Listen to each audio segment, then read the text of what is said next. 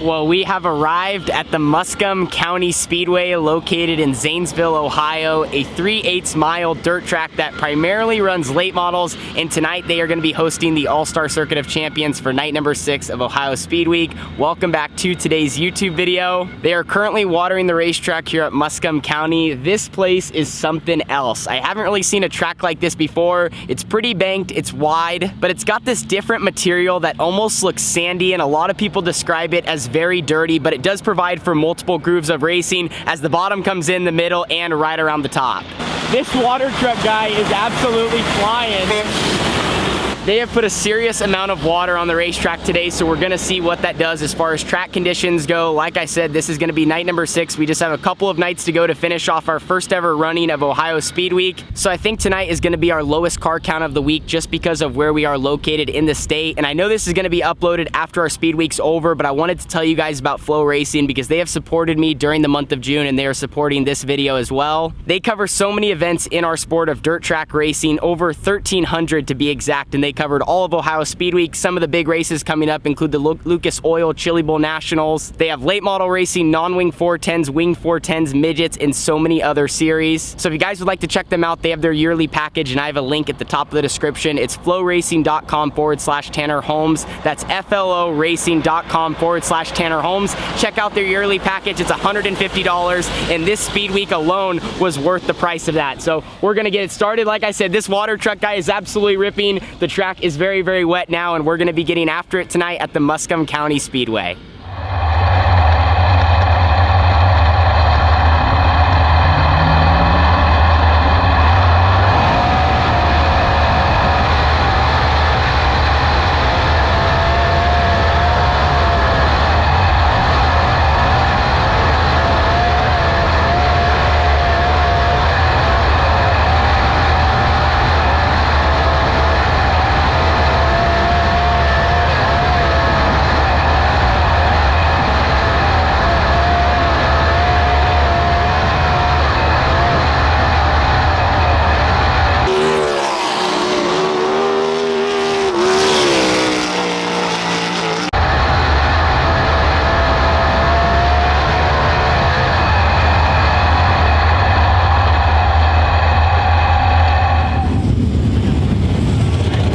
An extremely busy pit area after qualifying. We actually laid down a good lap. We ended up third quick in our group, and I think we were around third. Carly, what were we overall? 18th overall, so not too bad. 39 of 410s here tonight. I just felt really comfortable in the race car. This place has good banking, which I talked about in the intro, and I was able to get right up on the high side. 1 and 2, I kind of lost a little bit of time, just got sideways on entry, and then got into kind of like the cushion that was there. 3 and 4, I was able to enter much straighter and just keep my momentum up and keep my right rear in the grip, and you can really feel the difference between missing your mark and hitting your mark, and that's what we were able to do on our second lap, which is what put us third in our group. So now anyway, moving on to the heat race, we have to finish in the top 5 to transfer into tonight's A main event, and if we win the heat race, we will lock into the redraw, which will be the first couple of rows for the feature, and the heat race will be up next. So we're gonna get strapped back in, a quick night here with the All-Stars, and we're gonna be back on track at Muskingum County.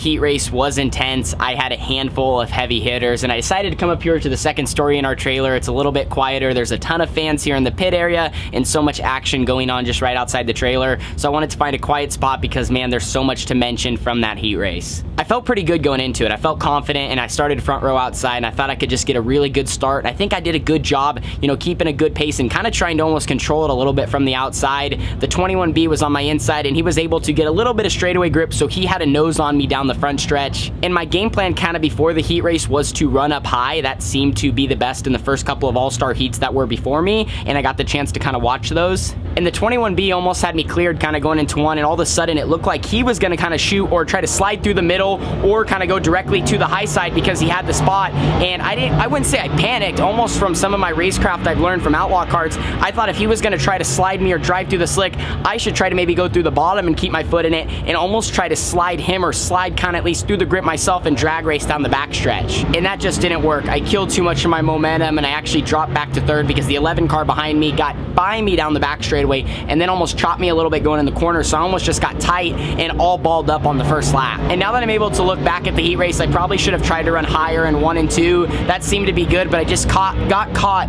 too low on the racetrack, and that's when Tim Schaefer reeled me in for the final transfer spot, and I ended up running 6th. So just a handful of too many mistakes, and I honestly felt like I put together some really good laps, and I was literally driving as hard as I could. But even then, any mistake at all, these guys will just eat you alive. So I just got to keep working on being perfect and perfect and perfect, and I'm far from that. And it's obviously disappointing to drop back a bunch of spots in a heat race when you start up front, and I thought we had a good shot at winning it.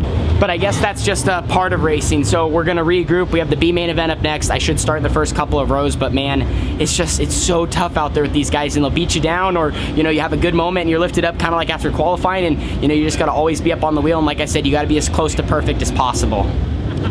Well, our B main event will be up next. We're going to be rolling off from the third row inside starting spot. We were hoping to not be in the B because just like any form of racing, the lower main events are usually stacked. There's a lot of good guys, but I'm confident that the 18T is going to be where it's at, and I'm going to be where I need to be as a driver. So starting on the inside, I think anywhere from the middle to the top is going to be fast. Not that the bottom's not in, but there was almost some grease down there because they overwatered it early in the night, and you just can't keep up momentum because of how flat it is. So I'm sure this is going to be pretty racy, probably a dirty track, and it's going to be a little hard to see. So hopefully we can kind of single file out, get into a transfer spot, and just get into high gear and go forward.